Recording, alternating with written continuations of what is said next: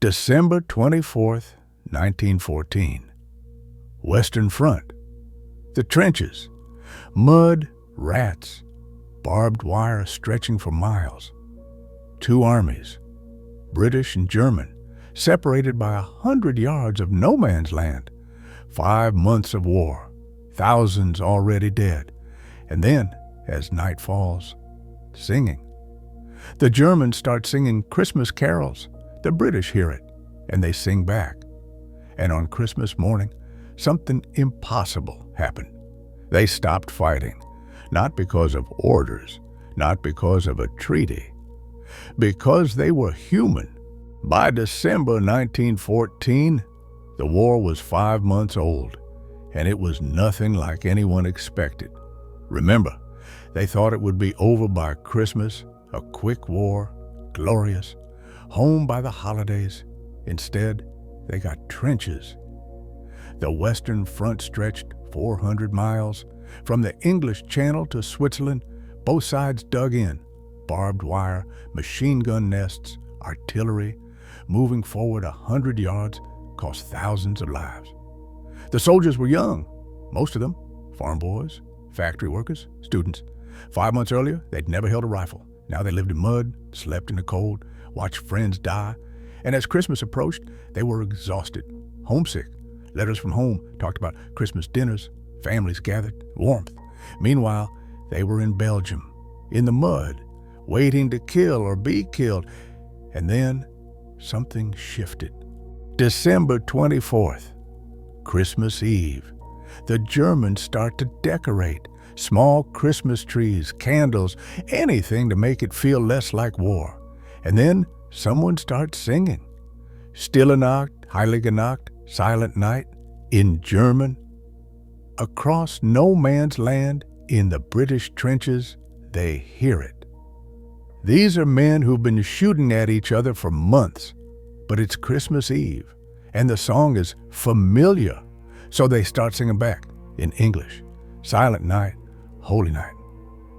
For a moment, the war stops. Not officially, no orders, no ceasefire, just two groups of men singing the same song in different languages. One British soldier, Bruce Barron's father, wrote home, "I wouldn't have missed that unique and weird Christmas day for anything." Because what happened next was even stranger. Christmas morning, December 25th, 1914. The sun rises over the trenches and a German soldier climbs out, steps into no man's land, unarmed, hands up. The British watch. Is this a trick? But then another German climbs out, and another. And slowly, cautiously, the British start climbing out too.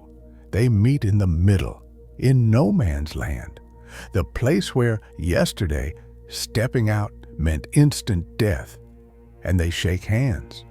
What happened next sounds like fiction, but it's documented. Letters, photographs, diaries. They exchanged gifts. Germans gave British soldiers cigars, wine, chocolate. British gave Germans jam, cigarettes, bully beef. They buried their dead.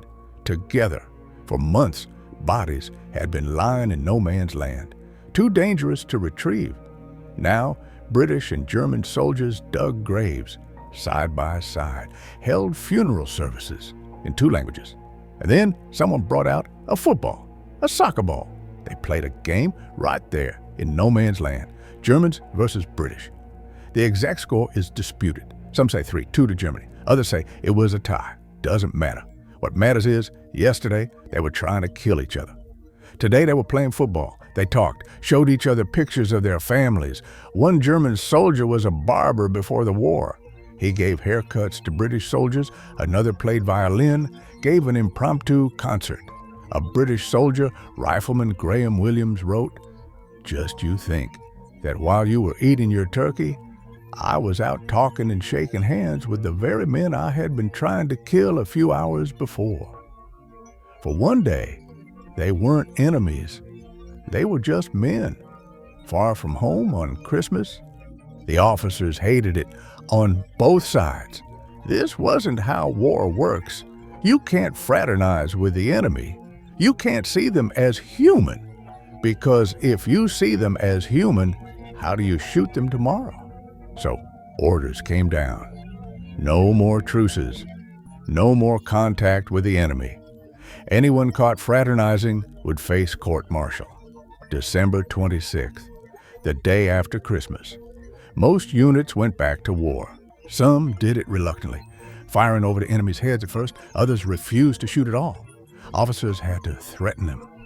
There were small truces in 1915, a few scattered moments, but nothing like 1914, because by 1915, the war had changed. Poison gas, flamethrowers, artillery barrages that lasted for days. The kind of weapons that make it easier to see the enemy as less than human. And here's the thing. The Christmas truce proved something the generals didn't want proven. That soldiers, left to themselves, don't want to kill each other. That the war wasn't between British and Germans. It was between systems, empires, leaders who weren't in the trenches. The soldiers, they had more in common with each other than with the people giving them orders.